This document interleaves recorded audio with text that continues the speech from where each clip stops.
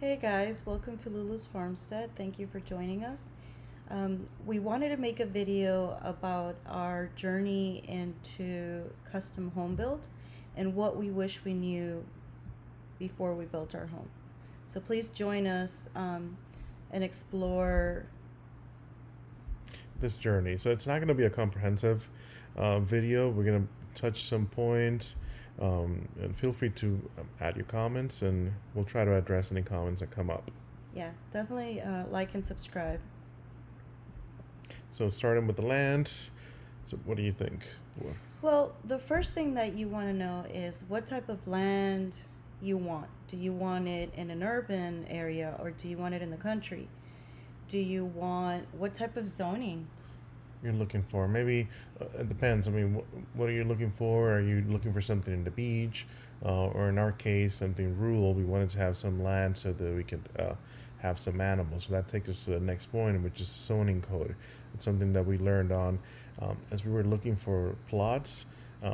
We found that there's covenants that restrict you on what you can do, to the point of restricting the size of your house, to how many Yes. structures you can have. So that's something definitely to keep Keep in mind. keep in mind, Yes. because it will affect what you can do with your land. It will. It will. And that's something that it depends on what you want. If you want it for farming solely, then you definitely want to make sure that there are no covenants for your zoning. But if you're okay with covenants, like for example, one covenant may be your house may need to be more than 1,400 square feet when you build on that land, or you can't have more than two structures aside from the house in that land. Or you won't be able to have a duck kennel, or have Like commercial animals. commercial, like a commercial chicken farm or something like that. So definitely look into that. That's something that's really important. And When we were looking, it took us a while. We actually had to do. We drove around quite a lot. That's a important point, to actually go in person. A lot of things look good in in pictures and yeah, videos. never buy land online. Definitely do your due diligence and go and visit the place, because we visited a lot of properties that were flooded. They were flood zones. Yeah. So definitely go and visit the land and see if you see yourself living there, right? Yeah, and I guess that takes us to the type of soil part, in which for us is very sandy, but we used to have clay soil in our old house, and I know for some of our family members have like very rocky soil. So that is definitely going to affect you in regards to water retention, if it drains, and even our land. There's some parts that actually we didn't even know when we bought the land, and we figured out after. There's some tools on how you can look for the 100-year plain flood Flood map, zone, the flood zone map. map. Yeah, definitely look into that before you buy any property, which is something that we wish we would have looked at, even though we don't have any issues with flooding. But we could have won the lotto there and gotten a flooded piece of land. So definitely look at the flood zones before you purchase the land. Yeah, because we actually do have some flood zone and all the In way the in the back, All the way in the back of our property, but it yes. luckily doesn't affect It's us. not going to affect our home build at So all. that's something we'll see if we can include the link for that map, Yes. and in the comments. So that'll be something. So let's go next to the next bullet point: utilities. Well, no, let's talk about the type of soil also. We forgot to mention that depending on the type of soil, you have to do soil tests to see if your land will perk. Yes, yes, that's That's a good point. really important. Yes. So one thing is, we had bought the land. The developer, I guess, yeah, the developer that had bought from the farmer, had then subdivided the land into parcels, and they had done a soil analysis which showed that we would perk in several areas, but we know of our neighbor in front that actually had issues, to the point that he failed the county septic permit And inspection just tell twice. them what a perk is. So the perk test is that they'll come and they'll have the soil scientists that will come and evaluate. When they went to a land, they took samples. I don't know how deep it was to kind of identify what areas they would be able to put the the the system that attaches to the septic system where it drains. So what happens is for the septic system is that you will have all of the waste products goes into this big container and the solids stay there, but then the liquids go and drain into a draining field. So you have to find an area in your land that will drain that liquid, And uh, or like our neighbor did, get get a actually soil scientist, a soil engineer, and he was able to find a place on his piece of land where he was able to perk in a special design in a special that allowed design. him to be able to get the permit. So after two times, he was still able to build. So that's something that you should look into. Before you buy the land, you are able to get an inspector and see if the land does perk. And that's something that we definitely recommend because we have seen people that have bought the land and then are not able to build on the land because it doesn't have perkable soil. So definitely look into that and do your due diligence for that because that's really important. You don't want to buy a piece of land and then not be able to do anything with it. Yeah, and you'll have a time from the time you sign the contract, your due diligence time, Yeah. in which you can back out of the contract without any penalty from your side, if something like that comes up. So definitely do that. That's something we didn't do. No. So we relied. We trusted on the developer, the person that sold us the piece of land.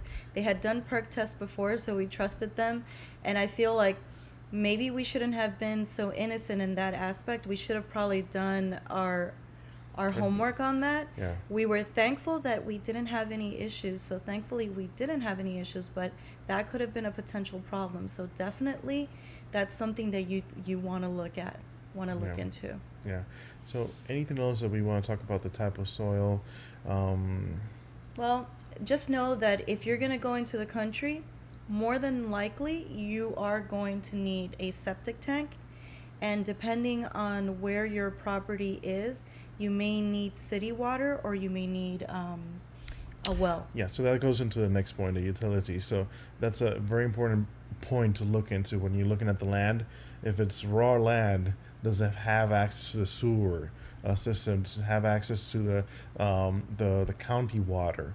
Because if not, that is an additional expense. We were looking around right now because it's been tricky with the build process. We were concerned that we were not going to be able to get the county water and Because of supply chain issues. There's a piece that the city needs in order to be able to tap the water from the city to the house, and that piece has not been available for the past 10 to 14 weeks. So usually they get that right away, but we've had to wait Yeah. about 14 weeks to get ours.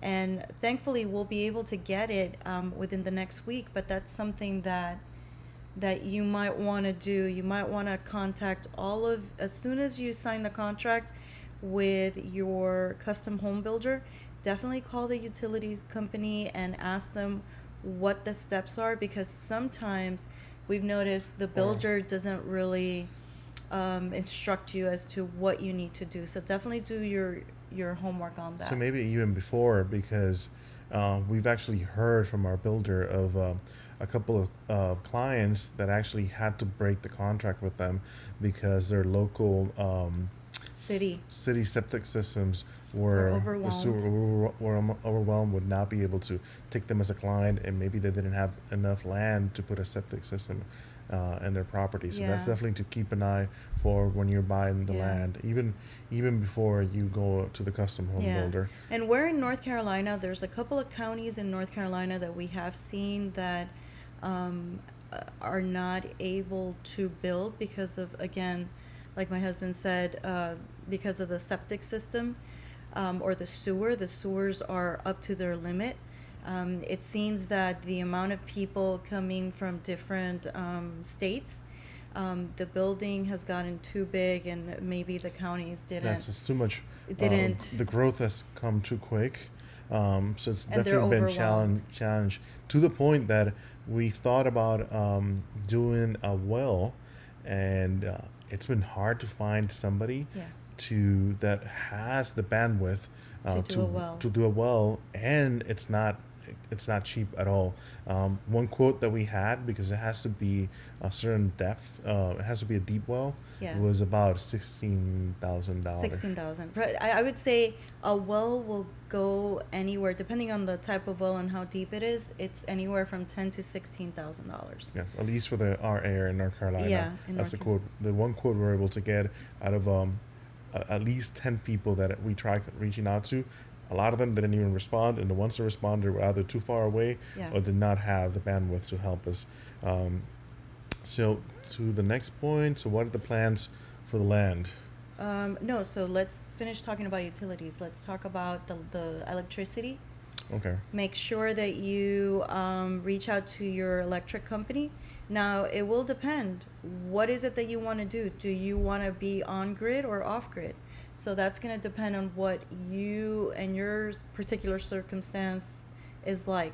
So if you do want to get utilities with your city, then definitely call the county and talk to your builder as to when they think that the process will begin, because you will need, before the frame is up, they will need for you to call your utility company so that they can go ahead and put a temporary pole, so that they can use electricity while they put your build. Yeah, and in our experience, the builders they're not bad, but everybody's understaffed right now. Yeah, So with the shortages. and staffing. So Yeah. definitely be proactive about it, because you might get a surprise.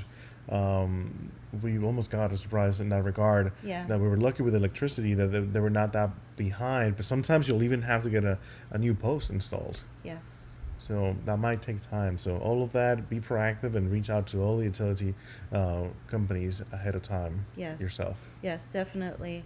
One thing that if you are in North Carolina, look at your county codes, what permits you need before even construction begins. I know that this is something that we didn't mention before, but when we were going to start the build, we had to give our builder a permit, that we had to pass a permit in order to build, because they wanted to make sure that we can have a septic tank in that area. That's Yeah, that was one of the prerequisites to be able to build too. So to have that, So what you're saying is that we needed the builder asked us to have a valid Uh, permit from the county yes. for the septic system Yes. before they would even Yeah. start the building process with Yeah. us. yeah. Yes. So that's something that definitely you may want to look into.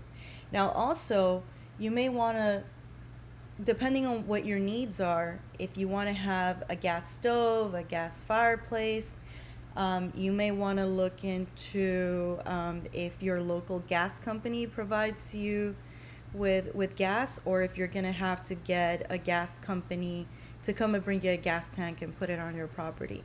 And that's something that we just learned. You can either rent the tank, or you can buy it. Yes. You can bury it. Some people consider it an eyesore. So some people will bury it, although it is very expensive.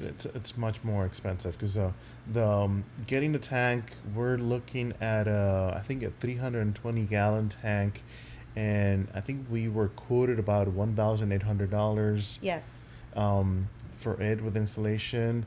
But if we were to, and that's Bury it. buying it, but if we were to bury it, then we would have to pay for a special wrapping around the tank, which is over $400, and then pay for the fees to actually dig the hole. So in and total, all it that. would be like $3,800 to $4,000 to be able to bury the tanks. So definitely look into that. Do you want electric stove? Do you want a gas stove?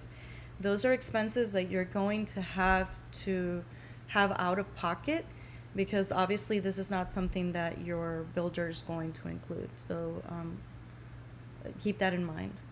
Okay. You think Anything else that we're forgetting? Let's see. We talked about the gas, the electric, water, sewage, sewer, and oh, electricity. your internet provider. Oh yes. Yes, that's definitely one. That was something that we we It was surprising to us. and also Yes. trash pickup. Yeah. So we were lucky. We did not do our homework in regards to trash or No. the internet. Luckily, we do have pickup, but some people Trash actually pickup. have to take their trash themselves to the local to the local trash facility. facility. Yeah. But internet wise, we funny enough in our street, in at the end of the street where it connects to another road, we have fiber optic cable from Google, and also there's Spectrum, I believe. Yeah. But we ended up calling Spectrum now after we signed a contract with the builder and everything. We were a couple of months into the build, and they told us that yes, our neighbor has access to Spectrum. They don't have it installed, so we're making the assumption. We're hopeful. But we'll definitely keep you guys posted if we were able to get internet. If not, we're probably going to have to get a satellite. We're on the wait list for the Elon Starlink. Musk. Yeah, the Starlink. Starlink. So we'll definitely let you know. Because we've heard actually horrible things about the other satellite providers Yeah. from our neighbors. So that's another thing that keep in mind. If you're a person that works from home, make sure that you have internet, because if not, you may have to go back into the office to work. Yeah, and even if you have the access in front of the road, like we have a neighbor that built with our same custom home builder, Yeah. and when he contacted the provider, which funny enough is a different one, CenturyLink. Yeah. When the guy arrived and saw the length of his driveway, he's just turned back and left. He didn't want to. The guy's house, our neighbor's house, is about 350 feet away from the road. So when the cable guy came to connect the cables, he was like, I am not doing more than 100 feet. So he left. He didn't even get out of the car. So our neighbor's now stuck with satellite. So we're hoping that ours is a different story, but we'll definitely Keep you updated. keep you updated on that. So you think we can move to the next point? Yeah. Let's So- go to what plans. What For- plans do you have for the land? So that's definitely something to think ahead, Yeah. because as we have started the build and I started thinking about having some animals, we're planning on getting some goats. We've had experience with chickens before, but you might want to maybe include some things in the build, like maybe extra wiring for like a extra circuit if you want to put a barn, Yeah. or extra circuit for certain lights. Yeah. It depends on what you want to do for the house. Like what do you see your house being on that piece of land? Do you want it to be more farmland? Do you want to have animals on it? If you want to do a barn, like my husband was saying, you definitely want to make sure that before the electrical wiring is done on the house, you talk to your electrician and tell him, hey, I would love to have a barn. Can you have connections from the house to the barn for future use? Or let's say you want a pool.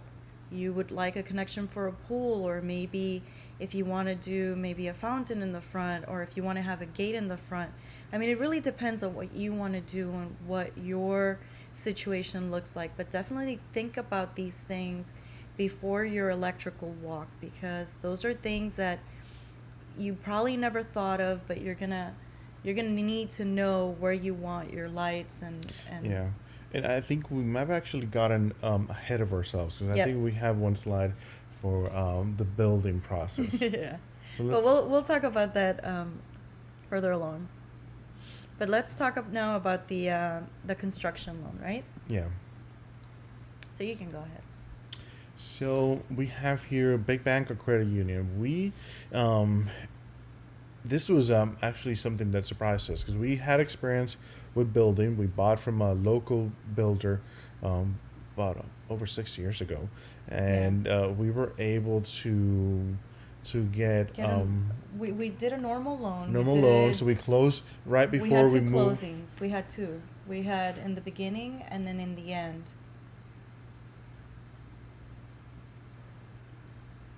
No, I don't think so. I think that's if you're doing a construction loan. We only had one Okay, close okay, I'm getting confused. Yeah, So you're we right. only had one We close only at- closed at the end. at the end. Yeah. But that's something to keep in mind, because you are when we were looking for construction loans, we noticed that there's a lot of construction loans that, like my wife was saying, has two closing dates, in which you'll have an initial closing date in which you will be closing for the construction portion, and then once you're done with constructing, then you actually close again for your 15 or 30 year mortgage. The thing about that one is that, like we've seen nowadays, is that the interest rates, if they go up, you could be Affected. yes. Yeah, so definitely look into that. We were lucky because the bank that we used a one of our local credit unions, and we were able to do what they call a construction loan, where they gave us a fixed interest rate With only one closing. with only one closing. So at we the had, beginning. yeah, so we actually had to do the closing at the beginning. So before the construction even It began. started. The good thing about this is, and what we're grateful for, is that we closed right away and we don't have a second closing. If we were to have a second closing, given the interest rates, how high they're going, it may have affected. Definitely would affect. It After would the have been a build. significant impact for us. Yeah. In that regard. So definitely reach out to your local credit unions. This was a rural credit, actually a farm credit union in the area that we have not worked with before, but it was a really wonderful It experience. was a very good experience. So definitely go local. They're more willing to work with you, and give you different options. So definitely look into that. But just keep in mind that there may be different types of loans. So when you're shopping around with your local banks or whatever bank you have, whether it's VA, loans or something like that, definitely, FHA yeah, loans, FHA conventional or loan. conventional loans. Definitely look into that because it's it's gonna be less stressful if you know from the start how many closings you're gonna have, Yeah. and it's gonna kind of set your mind and give you an idea of what to expect, because that's something that we didn't know before we started building, and before we did the contract with the builder, and we went to the bank and they actually re-educated us. So definitely Yeah. go to your local bank and talk to them. It definitely delayed our construction plans because I think what you mentioned the two closely is because we bought the land with one credit union, and then when we went to the credit union to get the construction loan, they told us that we actually had to go ahead and sell our house that we were currently living in, Yeah, move so into we- a rental property. So that definitely delayed us Yeah. quite a lot. Yeah, we had to sell the house. Thankfully, we sold at the top of the market when everybody was rushing to buy homes. So we sold within a month after putting it on the market. But that's also something that you have to see. What are you gonna do? Are you going to, wait a couple of months before your house is sold to start building, or are you going to do it after your house is sold? Are you going to rent? Are you going to live with relatives? What's the action plan? Because you definitely need to have a plan just in case things go south. Given all these supply chain issues, builders are having a hard time, with supply chain. So you may not, they may tell you an expected time of when the house should be built, but given all the supply chain issues, it may not be Yeah, very there's realistic. definitely delays. I have a couple of Yes. co-workers that are in different parts of the country and they're building, Mm-hmm. and they've been given timelines to finish their build that are substantially longer than the one our builder has provided. And Yeah. actually, one colleague, also ex co-worker, that lives here in North Carolina as well, and he Yeah. was also provided. He started building with us, and they told him that due to supply chain issues, his house is not going to be built or finished building until the first quarter of next year. Yeah. So, they, and we started. When did we start? We started in May, yeah. May 20th or I something think like April is when they got the first the approval to, and then they laid the foundation somewhere Yeah. in Yeah. May. So that's definitely something to keep in mind and have that conversation with the builder. They'll be they'll be willing to provide that information. So we have some information here: construction term duration. That's always shorter, 15 years, 30 Yeah. years. But I think the biggest point here is a prepayment penalty. That's something that we definitely asked. If we were to pay our mortgage off before, the 30 years are up, will there be a prepayment penalty? So make sure that if that's something that you're looking into, paying off your mortgage before the loan is due, definitely make sure you don't have a prepayment penalty. And I think most banks are now pretty good about not having it, but doesn't hurt to ask. Yeah. Okay. So now moving into Are we the gonna talk? Okay. builder, yes. So local versus national. Our experience with this was interesting because we contacted a lot of builders. We even went all the way to talking to an architect to get a design. Yeah, we were getting a design, and the thing about local builders, smaller builders, is you want to make sure that they're able to build the house that you want. And what do I mean by this? It means that some builders, they will only be covered by insurance for a certain amount. So for example, they have a limit.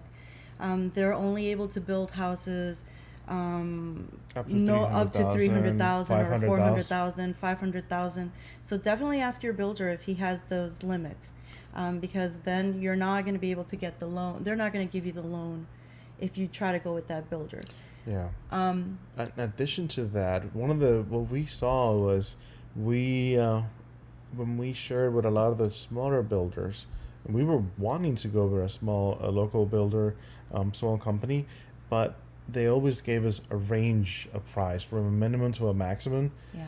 And that was something that was very, it made us nervous. Yeah, I know we went with a local builder, and the house that we initially wanted, he told us the house would be, it was a ridiculous amount of money, and we Wow. we weren't willing to go into debt for that amount of money. We're very frugal, so we decided to not, live beyond our means, and so that's one of the reasons why we decided to pick our current builder. And like with all builders, I feel like there's hiccups here and there, but I feel like our experience so far has been Pretty awesome, yeah. It was pretty really great. awesome. Our construction manager, he has actually ordered. We have not had any delays on windows. We haven't had any delays on Any of the parts, anything, which anything. other people have experienced. Yeah, It's just yeah. like I have my that coworker of mine. They were not able to get the engineer trusses, I think it was, and they actually had to custom build them themselves. Yeah. Because they were not able. I don't. It might have been because maybe their builder's smaller, Yeah. and we ended up going with a national builder. So maybe they Yeah. had direct lines with these suppliers. Yeah. So what we did want to cover here was the no obligation pricing meeting. That was definitely good because It was eye opening. yeah, we were able to get an idea of what we were looking for, And how much it would cost. and then we could compare with the local builder. So that Yeah. gave us some baseline to be able to compare. Yeah, because that's something really important. I mean, when you're going into making such a big investment for your home, you want to make sure that you know more or less what the price range is. You don't want any surprises, because it's really hard to, if they tell you, oh, we need 20 or 30 grand more to get, give that money out of pocket. So you definitely want to make sure that you talk to your builder when you do that no obligation pricing meeting.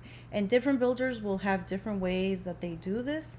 Our builder, we went in for that pre-construction meeting.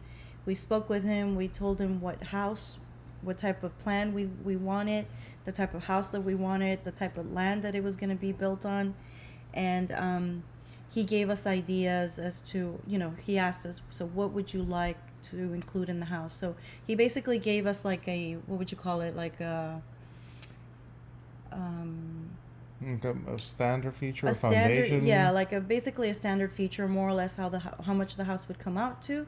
So then once we learned how much everything that we wanted would come out to, then that's when we decided to go ahead and start the process of us selling our house, putting it on the market, and starting with them. I do want to let you know that with our builder, the process was pretty lengthy. Like, we started this process with them with the no obligation pricing meeting sometime in September, right? Of last year. Of last year, of 2021. And we did not, we paid for we did the pre-construction meeting, and then we weren't able to get to the, we paid I think it was so we $1,000, I think. yeah. So the first guy is the first assigner that you go and get that pre-construction meeting. He'll give you all this information, and at that time you give them I think once you decide to move forward with them, you give them a $1,000 deposit, at least for Schumacher, and then that kind of holds you there. The good thing is it holds your price. Yes. At that time, and then we found out that we had to sell the house, so that took some time. So by the time we sold the house, it was sold our home in December.